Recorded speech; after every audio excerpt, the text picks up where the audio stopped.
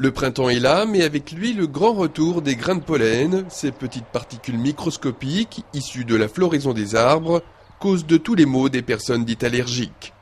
Ces grains de pollen sont identifiés et comptabilisés chaque semaine au laboratoire de l'environnement et de l'alimentation de la Vendée. Il s'agit en fait d'analyser un capteur de pollen, capteur situé tout le reste du temps sur le toit d'un immeuble à La Roche-sur-Yon. Le nombre de grains de pollen varie en fonction des conditions climatiques et peut aller de 500 à plus de 2000 grains au mètre cube. Un temps sec, ensoleillé, favorise la pollinisation des arbres, donc ça se répercute par un taux de grains de pollen donc important.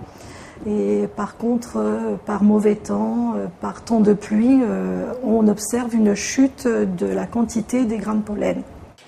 Dans beaucoup de pharmacies, on observe actuellement une recrudescence de ces allergies saisonnières.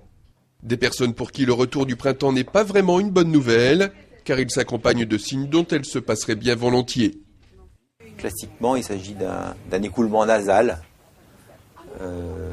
qu'on appelle une rhinorrhée aqueuse, c'est-à-dire c'est comme un robinet qui s'ouvre, un écoulement d'eau très abondant, le nez qui picote, les yeux également qui piquent, des éternuements.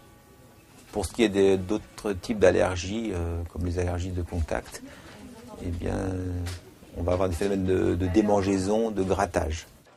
Heureusement, ces allergies printanières peuvent aujourd'hui être traitées en amont, et donc pour la personne, en atténuer la gêne. Il existe des traitements préventifs, notamment par l'homéopathie. On peut absorber dans les mois qui précèdent la saison des allergies, pour ce qui concerne les allergies saisonnières.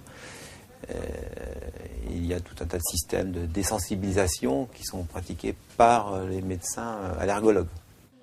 Sans oublier toute une batterie de médicaments censés lutter contre tous ces allergènes inhalés ou absorbés. Bref, on l'aura compris, pour les personnes allergiques, l'arrivée du printemps peut occasionner bien des tourments.